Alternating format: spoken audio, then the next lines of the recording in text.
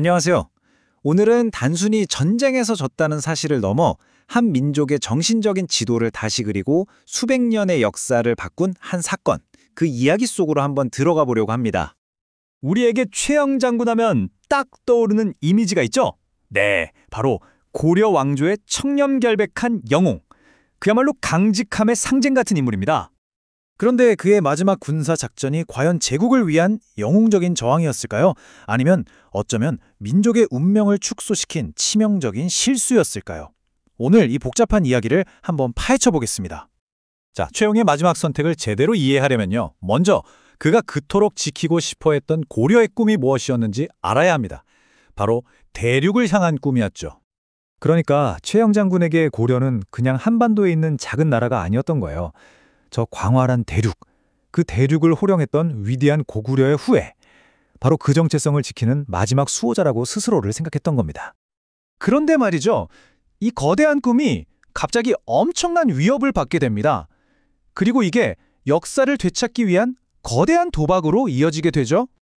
상황이 어땠냐면 1388년에 중국에서 새로 일어난 명나라가 갑자기 최후 통첩을 보낸 겁니다. 너희들 땅, 그거 원래 우리 거니까 내놔. 거의 이런 식이었죠. 고려가 당연히 자신들의 영토라고 여겼던 땅을 말입니다. 자, 여기서 최영 장군의 반응이 정말 중요합니다. 이걸 그냥 침략 전쟁으로 본 게 아니에요. 수복이라고 봤어요. 그러니까 우리가 잃어버렸던 우리 땅을 정당하게 되찾는 거다. 이렇게 생각한 거죠. 최영 장군 머릿속에서 요동반도는 남의 땅이 아니었던 겁니다. 우리 역사, 우리 민족의 심장부였던 거죠. 반드시 되찾아야만 하는 곳. 그래서 이렇게 외친 겁니다. 이 엄청난 도박에 정말 모든 걸 겁니다. 당시 고려가 동원할 수 있는 거의 모든 병력 5만 명의 정예군을 소집한 거예요. 말 그대로 나라의 운명을 건 거죠. 자, 이렇게 군대는 대륙의 심장을 향해 북쪽으로 출발합니다. 하지만 하늘이 도와주질 않았어요. 운명과 날씨가 다른 계획을 세워두고 있었죠. 북경인 압록강 그 중간에 있는 위화도라는 섬에 딱 도착했는데 하필이면 여름 장마가 시작된 겁니다. 비가 쏟아지고 강물이 불어나서 이건 앞으로 나아갈 수가 없는 상황이 된 거죠. 바로 이 순간 역사의 갈림길이 나타납니다. 저 멀리 수도에 있는 최영은 당장 강을 건너라! 고 소리치는데 현장에 있던 이성계는 이건 미친 짓이다 라고 반대한 거죠. 그 유명한 사불가론을 내세우면서요. 한마디로 이건 자살행위라는 거였습니다. 결국 그 진흙투성이 섬 위에서 결정이 내려집니다. 그런데 그 칼끝이 향한 곳은 더 이상 외부의 적이 아니었습니다. 이성계가 정말 아무도 상상하지 못했던 일을 벌입니다. 바로 쿠데타죠. 명령을 어기고 군대를 돌려서 자기 나라의 수도 개경으로 진격한 겁니다. 고려의 과거를 되찾기 위해 뽑았던 칼이 이제 고려의 심장을 겨누게 된 순간이었죠.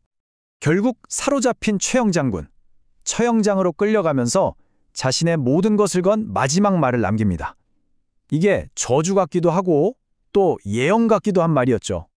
이 말이 사실상 최영의 마지막 변론이었던 셈이죠. 내 평생에 한 점 부끄러움이 있었는지 없었는지는 사람이 아니라 저 하늘과 땅이 심판할 것이다. 자신의 결백을 자연 그 자체에 맡겨버린 겁니다. 최영이 죽으면서 그냥 한 명의 장군이 사라진 게 아니었습니다. 하나의 거대한 이상, 하나의 꿈이 함께 사라졌고 이건 나라의 운명을 완전히 바꿔놓게 됩니다. 그러니까 요동정벌의 실패는요. 그냥 전쟁에서 한 번 진 게 아니에요. 뭐랄까 우리가 바라볼 수 있었던 저 너머의 세상, 그 지평선 자체가 사라져버린 사건이었던 거죠. 역사학자들이 이 현상을 두고 자발적 축소라는 말을 씁니다. 되게 의미심장한 표현이죠.